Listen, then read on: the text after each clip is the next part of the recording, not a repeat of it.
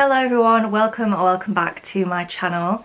I'm here today with quite an exciting video. I've been wanting to do this premise again for a while. I did this kind of video at some point last year and I've really been wanting to do it again. I think it's quite an interesting video concept. Definitely not my idea. So many people have done this. Basically today what we're going to be doing is having a look at my February TBR. I did upload a video of my whole February TBR, but I do have it on my cart here next to me as well. So I'll quickly just talk you through them.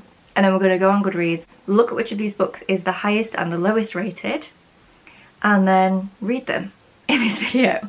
So we've got Out on a Limb by Hannah Bonham Young, Savour It by Tara DeWitt, Play With Me by Becca Mack, City of Glass by Cassandra Clare, Guild by Raven Kennedy, Lord of the Rings, The Two Towers by J.R.R. Tolkien, I always forget if there's one or two R's, Crazy Rich Asians by Kevin Kwan, Tomorrow and Tomorrow and Tomorrow by Gabrielle Zevin, Last Seen Online by Lauren James, and My Dark Vanessa by Kate Elizabeth Russell. So that is our February TBR. On my Goodreads I have a digital shelf of all the books on my physical TBR. We're now going to scroll through and see which one of these we're going to read in this video. Now, I've just had a quick look at this and there are some books on here, but I've already planned to read them in other videos this month. So we're going to go for the books, we're just going to go for the first one we come to that I don't already have a plan for to read in another video. So let's start with the highest rating. So obviously Lord of the Rings is up there, but I do have a plan to already read that in another video. So we're going to scroll past that one. Out on a Limb again, I'm already reading that in a video this month. City of Glass, I'm already reading that in a video this month. Tomorrow and Tomorrow and Tomorrow, okay, I don't have any plans for that yet. So, the highest rated book that we're going to read is Tomorrow and Tomorrow and Tomorrow. And then let's have a look, let's reverse this list and have a look at the lowest rated. And again, we'll scroll past the ones that I'm already planning to read. Okay, that was easy because the first one is Guild and I don't have a video planned that I'm going to read that in. So there we go. That was easy. These are the two books that we're going to read in this video. Logically, I should start with this one because it's the lowest, but I actually don't know yet. I'm just finishing up a couple of books for other videos first, and then we'll see which one of these I'm in the mood for. I'll talk about the premise of each one of these when we decide which we're going to read first. But yeah, two quite different books as well. So even though it would make sense to go with the lowest first so as not to be disappointed, I feel like these are different enough that I could read either one. Do you know what I mean? They're not really comparable because this is a fantasy. I think it's a bit of a dark fantasy with some quite taboo kind of tropes and stuff, and then this is just a general fiction. So yeah, we'll see whichever one of these I'm most in the mood for in a couple of days when we start the reading for this video. So I have decided to start with Tomorrow and Tomorrow and Tomorrow, and I'm 44% of the way through. So if you've not heard of this book before, it's basically a general fiction book about this small group of people who are making a video game. And that part of it is very interesting. I am very much enjoying all of the video game parts of it. However, I'm not enjoying the rest. I just don't enjoy all the random side bits. I didn't realise this had some quite heavy stuff in it. So definitely be aware of that. I thought this was a fun little happy book about friends making video games, and it isn't that at all. I'm not going to give spoilers, but this isn't a spoiler because you won't know who it pertains to, and you find out very early on anyway. There is student teacher in here, which, ew, no, absolutely not. So I don't like that at all. And also, I don't know, I just don't really like the female main character. It's hard to decide which parts of her I don't like and which parts of her I can sympathise with. But on the whole, I just don't really like her very much. I don't like the way she treats people at all, to be honest. And the teacher guy is just gross. So there's that. If I had to rate the book right now, I'd literally give it a 2. I'm really not enjoying it, and it's a shame because I'm enjoying the video game elements so much. But even though obviously that is a massive part, that is the main part of the book, the other elements are also very prominent. And I just don't care about them. Not only do I not care about them, I don't like them. I don't want to read about them. So I am going to finish the book for the sake of the video. But I'm hoping that I'm going to disagree with Goodreads and prefer the Raven Kennedy book because if this one's supposed to be the high rated one, I am a bit worried, but obviously they are completely different genres anyway, so they're not really comparable. But yeah, I'll probably just pop back in now when I finish Tomorrow and Tomorrow and Tomorrow, unless I start loving it at any point. Either way, I'll pop back in and let you know when I've got an update on that. I finished it. I did finish it. Guys, I gave this a 2-star. I'm so sorry to everyone that loves this book. I love that for you. You live in your happiness and you love this book, but I don't. I've got quite a lot to say about it. This book, first of all, just was not what I was expecting it to be. The way that, I'm not saying this is the way that the book marketed itself, but the way that this has been kind of portrayed online to me very much seemed like a happy book about friendship and making games, and it wasn't that. It was a sad book about really shit friendships and making some games. I loved the game aspect of it, I really did. As someone who, I'm not like a gamer, I don't play a big array of games, but I have grown up playing like console games all my life. I grew up absolutely loving like Mario, Super Mario Bros, obsessed. And nowadays I love things like Animal Crossing, Stardew Valley, still do love Mario. Cozy, easy kind of games. You know, they mention like cozy games and stuff, which I appreciated the discussions on that because I do love a good cozy game. However, I just didn't love the book overall. I didn't love most of the characters. Some of the characters were good, the main ones weren't. There was also the teacher-student trope in here, which I didn't expect, nor did I like. I don't think that was handled all that well. I don't think it was made out to be enough of a problem as it is. Do you know what I mean? Like, obviously teacher-student relationships are ridiculous and horrid. Like, I don't get why.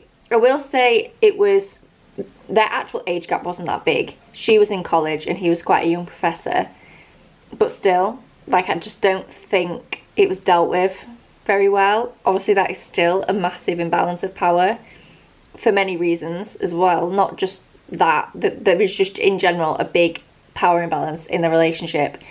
And yeah, it was definitely mentioned, but I don't think it was mentioned enough to really drive home the point that like this is bad.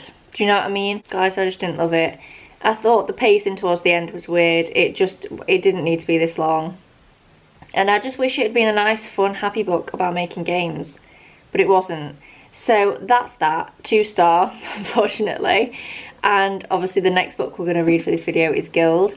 So I will pop back in when I've got like a little bit into that, when I've made a start, so I can properly tell you what it's about and stuff. We are back for the second book of this video, Guild. I have started it, but like barely. I am on page 13, so I'm really not that far in. That is chapter 2. It was an interesting first chapter, I can't lie. Not what I was expecting at all. I was really interrupted yesterday because my camera got full. I was saying, I think, I don't really know what to feel about this, and that is the same. It's now like 1 or 2 days later. I'm only on page 63. I'm reading this so slowly. It's like really winding me up that I'm not reading this quickly. There's no reason not to be. Like, it's quite easy to get through. The pages are formatted nicely. The font's quite big. Like, I have no excuse not to be reading this quickly, but I just don't know how to feel about it. I've gone on Goodreads and like scrolled down and looked at the ratings on the future books in the series, like completely not reading the summaries of those books at all, not reading any reviews, just looking at the numbers. People that I like watching on BookTube and that I tend to have the same book taste as, for the most part, have rated it highly. There are a couple of people that I love and trust that haven't, but the general consensus is that this is a good series. So I am going to finish this. Like, I'm not considering DNFing it at all, really. Maybe a bit. But it's just not what I expected so far. Like, I knew there were going to be themes of the themes that are in here. I don't want to spoil it. I would definitely recommend looking it up though, because it is quite full on, and I didn't realise we were going to get into that so early. Like, literally from the first page it's like, oh, that's what we're doing. Interesting. So yeah, basically I still don't know how to feel about it. On the one hand, I'm like, I understand that this book is setting it up for the rest of the series, but does it need to be this heavy-handed? Like, does it need to be so, like, I don't know. It's really hard to decide my feelings on it because of the nature of what is happening. Like, I don't know, it's really, really hard to kind of make up my mind, and I know I'm being very vague, but I just don't want to spoil anything for anyone that does want to go in blind. I would recommend not going in blind, but if you do want to, I don't want to ruin it. But yeah, I just don't know how to feel about this. I'm gonna try and get like halfway through, and then I'll probably come back and sit down and give some more proper thoughts. But basically right now I'm very conflicted on this. I don't know how to feel, but it's on the one hand it is easy to read, but it also isn't because of the subject matter, so I don't know. I'm just gonna leave it now, and I'm gonna come back when I'm like halfway through and probably sit down and actually talk about this properly.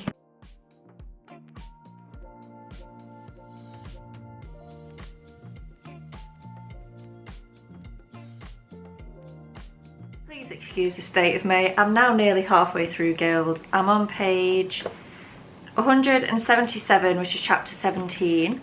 And I want to like sit down now and just do a little bit of an update, because I feel like A, things are kind of starting to alter and change a little bit, and B, I plan to sit down and like do nothing other than read this for the rest of the night. So I thought this would be a good time before I dive back in to sit and talk about it just quickly. I know you can probably hear the air fryer, so I'm not going to make this too long.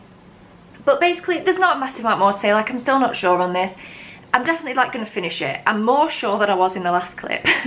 I do want to finish this, and I want to read the rest of the series, or at least like obviously the next book. I don't know how the series is going to go, but I'm not obsessed with this. I really have absolutely no idea at this point what I could possibly rate it. Obviously I don't have to decide now, I'll decide at the end, but usually I have an inkling and I've just got no idea. It really depends for me how the rest of the story goes. Things are kind of starting to change a little bit now. We're starting to get a bit of movement. I feel like the first half of the book was really setting up how you're supposed to feel about the different characters, really giving you time to figure out like who is kind of on whose side, and who, do you know what I mean, like who might end up aligning with who. Like, it really gives you time. I'm not saying it's boring, I don't think it is. It was still like, I'd say the first like 60, 70 pages were definitely a little bit slower, but it's not that I think it's boring or that like nothing is happening. Things happen throughout those first like 150 pages, but it is just giving you time to kind of suss everything out, which I suppose is nice, because is this like a 6-book series, and this book isn't massive, but the rest of the books in this series get progressively larger. So it is nice that we get that little bit of time at the beginning to kind of really get a feel for this place and these people. And yeah, I am really enjoying it. I've been like looking forward to sitting down and reading it, which I wasn't before. So that's always a good sign. As I said, I'm now going to sit and read this for the rest of the evening as much as possible. I've just edited tomorrow's video, so I really have no responsibilities now for the rest of the evening other than to sit and read this book.